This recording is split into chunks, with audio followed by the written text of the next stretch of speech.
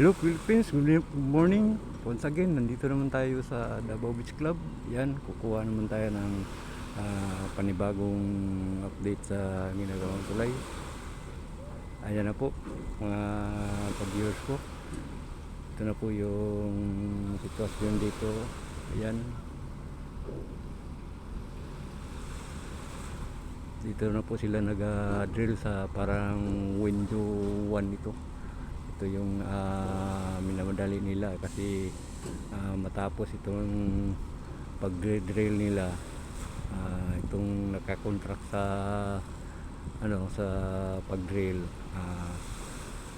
last na nila ito yung dito sa window 1 to doon sa dulo.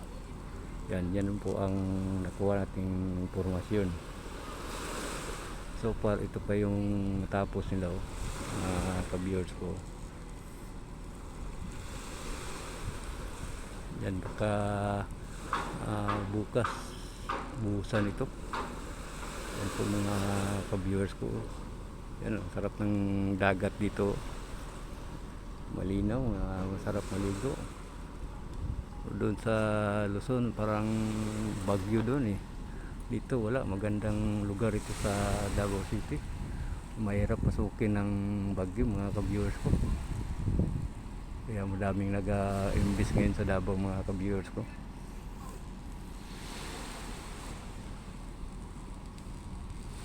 Ito po yung dan ng mga taxis natin, mga ka-viewers ko. Sulido talaga itong pagkatrabaho nila, walang halong biro.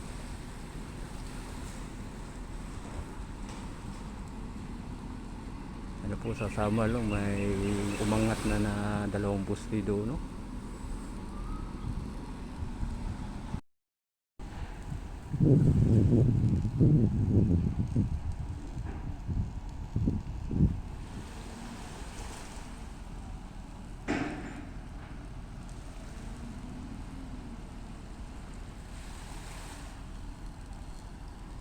Shoutout nga pala kay Michelle Kilaton sa Kalinan, Davao City, at saka sa lahat ng mga viewers ko.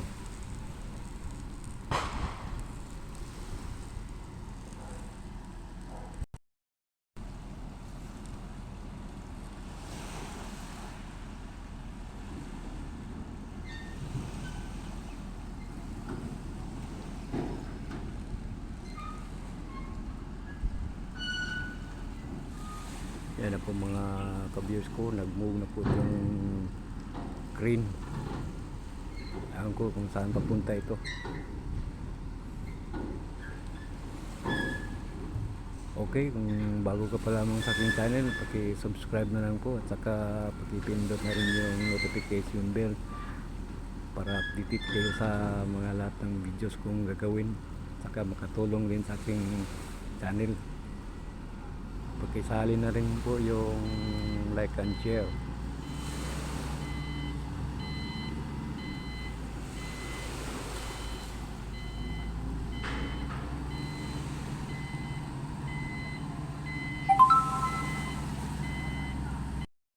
Okay, hanggang dito na lang po tayo, at saka maraming salamat sa panonood niyo sa aking video.